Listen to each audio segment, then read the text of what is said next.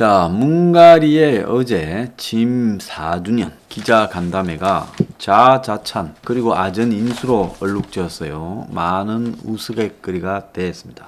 이 사람을 가만히 보면요, 이제 이 세상을 바라보는 눈을 자신의 시각으로만 보기로 작정을 하고, 그래서 외부의 비판이나 이런 부분들은 전부 자기를 흔들고 무너뜨리려는 공작에서 나온다고 생각하는 이 비해망상적 정세에 기반한 이 아집이 아주 심각한 단계에 이르렀다, 그렇게 봅니다. 어제 이 사람의 그 진영 간담회에 대한 이 언론의 평가를 보면요, 매경이 문 4년 자자참 말고 잘못을 수습할 때다. 동아가 남은 1년도 내 갈 길 간다는 문 국가 역량 한 군데 모을 수 있겠나. 중앙이 대통령 4주년 연설 성찰도 비전도 없었다. 조선이 국민은 관심도 없는데 허공 속 독백 같은 문의 자기 자랑, 코인시장 최악 투기판 만든 정부 하는 일이 뭔가, 이런 이야기들을 지금 했습니다. 그래서 가만히 보면 문이 인사검증 실패라고 생각 안 한다라고 말을 했고, 또 국민 불안감은 여전한데 문은 이 코로나와 관련해서 일상 회복이 시작됐다. 코로나 전쟁이 끝이 보이고 있다. 부동산 때문에 심판받았다고 이야기하면서도 경제정책 기조는 유지하겠다. 소주성으로 회복했지만은 코로나 때문에 역류되었다.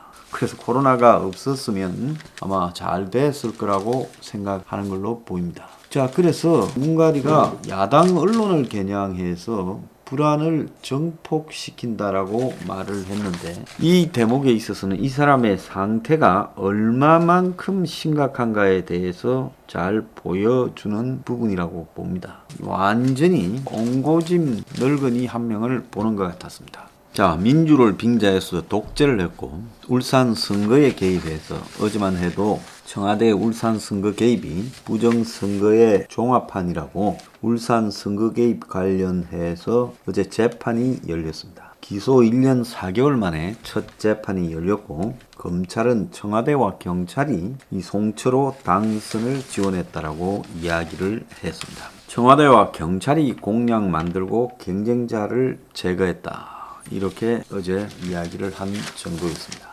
자, 그것뿐만 아니라 이 백신에서는 지금 무능의 끝을 보였죠. 경제는 완전히 붕괴되었습니다. 문이나 문 주변에 있는 이 386들은 지금 우리나라의 이 초상류층에 올라가 있습니다. 그러니까 이들의 시각에서는 현재 코로나와 경제 불황이 뒤섞여서 그야말로 수습과 탈출구가 불가한 상황에 빠져 있는 자영업자들. 자, 자영업하는 사람들은 월급을 받을 수 없으니까 이 셀러리맨, 직장에 다니면서 임금을 받는 데서 탈락한 사람들이 대체로 자영업을 합니다. 전부 다 그렇지는 않겠지만요. 그래서 요즘 같은 시대에 어디서 월급 준다 하면 괜찮은 월급 주면 나가서 다 월급을 받지 누가 자영업을 하려고 하겠습니까? 근데 자신이 더 이상 제대로 월급 받는 일자리를 구할 수 없다라고 판단하니까 자영업을 하는 것이고요. 지금 일자리에서 이 밀려난 사람들, 각종 일용직들, 아르바이트 하는 사람들, 그리고 계약직으로 일하던 사람들, 그리고 임시직으로 일하던 사람들은 이제 더 이상의 어디 가서도 일할 수 있는 상황이 못 되는 상황으로 내몰려 있고, 코로나 상황에서 밀려난 사람들은 아마 더 이상 아무 취직 자리를 갖다 구할 수 없는 상태에 있을 거라고 봅니다. 자, 이런 사람들의 입장에 서서 문가리나 이 386들이 한 번이라도 현 정권이 초래한 경제 상황을 냉정하게 바라볼 수 있는 그런 입장이 되지 못할 겁니다. 사람은 항상 자기가 처해 있는 위치와 수준에서 이야기를 하죠. 자, 보세요. 돈 걱정이라고는 있겠습니까? 문가리나 청와대에 수석하는 것들이나 장관하는 것들이나 총리나. 돈 걱정이라는 것은 없는 사람이고, 오직 걱정이라고 하면 권력을 어떻게 더 유지할까? 이렇게 해먹은 것들이 나중에 깜빵 가거나 이런 일이 벌어지지 않을까? 그것이 유일한 불안이고 걱정이지 돈에 대해서는 아무런 걱정이 없는 사람들일 겁니다. 사람이 살면서요, 돈에 대해서 걱정을 하지 않고 산다는 것은 쉽지 않은 일이고, 평범한 사람들은요. 그래서 돈에 대해서 걱정을 하면서 살아간다는 것은 그 사람의 삶을 정신적으로, 물질적으로, 인간적으로, 사회적으로 얼마만큼 파괴하는가. 이건 부분들이 겪어본 사람만이 알고 있는 거죠. 근데 이런 경제 붕괴에 대한 이 마인드가 없어진 겁니다. 까마득히 이전에 이런 걸 걱정했을 뿐이고, 이제는 적어도 이런 걱정에서 벗어나서 골프는 어디 가서 칠까? 여행은 어디로 한번 가볼까? 또 더 나아가서 오늘 저녁은 어디 가서 맛있는 걸 먹을까? 이런 생각을 하는데 빠져 있는 사람들이 현재 이 국민 경제가 붕괴되었는지 붕괴되지 않았는지에 대해서 알 이유가 없고 또 알 수도 없죠. 그래서 경제가 안 좋다고 하는 부분에 대해서는 그들의 시각에서 바라볼 때 전부 엄하고 하기 좋은 비판일 거라고 생각을 하는 겁니다. 자, 지금 부동산, 주식, 그리고 코인 투기가 판을 치고 있는데 이 부분에 대해서도 그냥 아무런 감정이 없다고 봅니다. 나라 전체가 코인 투기판으로 만들어 버렸고, 코인 투기자가 코인 사기 도박한 사람이 500만 명이 넘었고, 그 중에 절반이 올해 1월달 이후에 3월 사이에 들어온 사람이고, 그 60%가 2030이고, 코인 계좌가 매일 7만 개 만들어지고, 코스피 시장의 2배, 코스피 코스닥 합친 거인 30조가 거래되고 있고, 그 중에 비트코인은 전체의 6%에 불과하고 나머지 94인 4%가 잡코인, 사기성이 농후한 잡코인이다.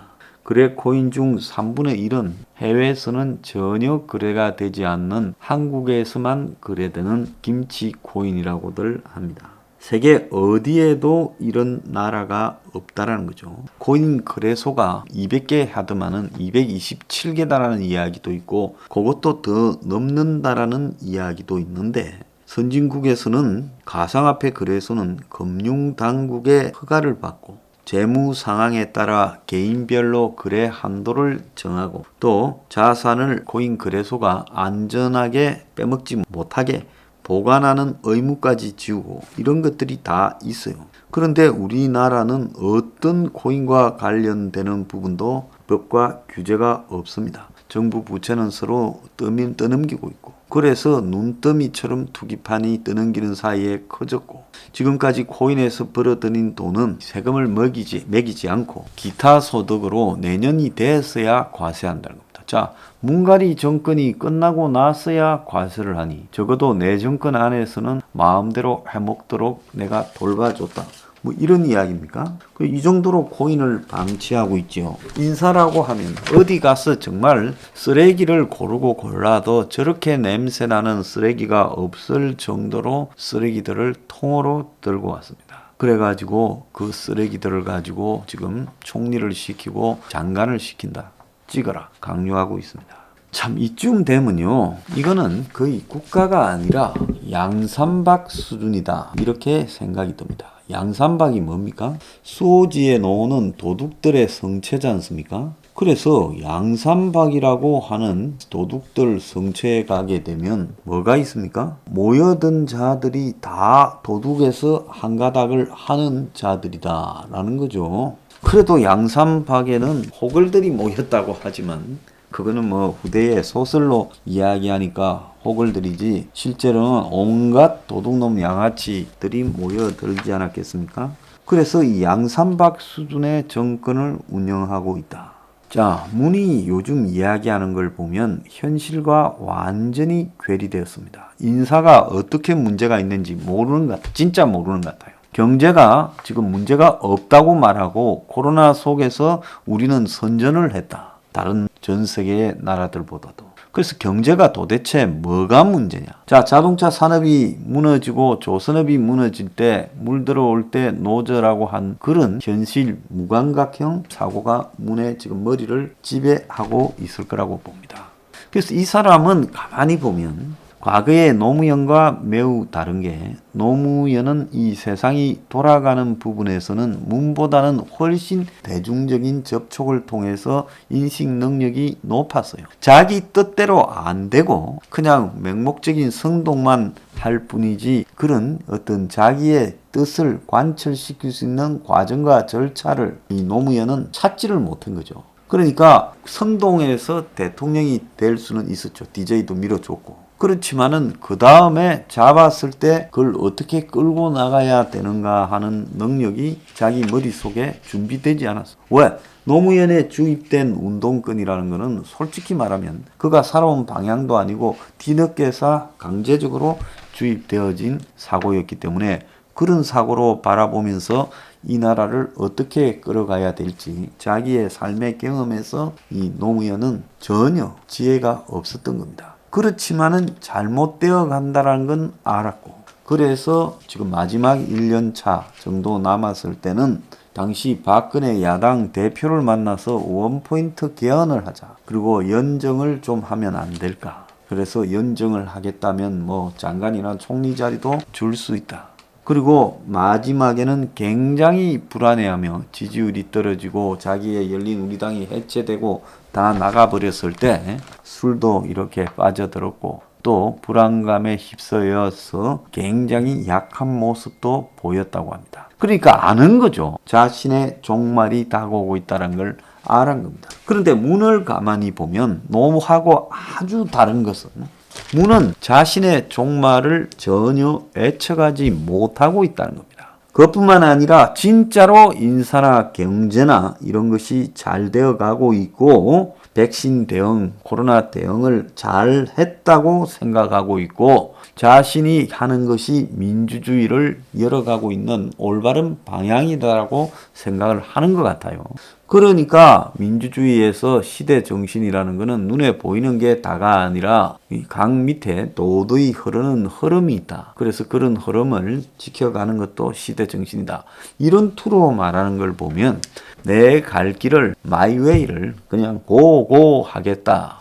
이렇게 지금 국민 앞에 어제 임기 1년 남겨놓고 저런 선언을 했어요. 저거를 가만히 보면 저 사람은 평소에도 자신이 저지르는 이 여러 가지 탈법이나 불법, 부패, 비리에 대해서는 그럴 수도 있다라고 굉장히 아전인수격으로 생각을 하고 자신은 이 세상에 아주 도덕적인 상황을 만들어가고 양심적이고 권위 모든 부분에서 옳은 사람이다라고 내면에서 두 가지를 완전히 분리해버리는 것 같아요. 자, 그런 성격에 빠져 있다 보니까 지금 일부 국민들이나 언론들이 자신을 죽이기 위해서 그리고 그들은 나쁜 사람인데 자기가 가는 방향, 정의의 방향을 막기 위해서 죄를 뿌리고 애를 쓰고 있다. 자, 이렇게 보이는 겁니다.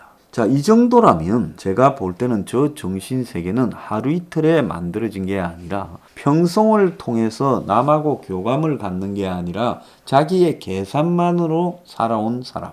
그리고 또 때로는 현실적으로 매우 약아가지고 노무현의 당선에 크게 보탬이 되는 일을 안 하고 거리를 두고 봤죠. 왜? 노무현이 안 될 거라고 봤으니까. 근데 노무현이 되니까 잽싸게 노무현의 등 뒤에 올라타서 좋은 자리는 다 독식했고 그 대가로 이 대통령이 자기가 되었어요. 그런데 노무현이 망가질 때는 노무현하고 철저하게 거리를 뒀습니다. 노무현이 죽었다 했을 때 양산 부산대 병원에 도착한 저 사람의 표정이나 노무현 장례위원장으로서의 저 사람의 표정 이런 것들을 볼 때는 전혀 노무현의 죽음과 실패에 대한 애통함이나 이런 것들이 없었어요. 그렇지 않습니까? 문재인이 언제 그런 식으로 감정이 한번 무너지는 걸 봤습니까?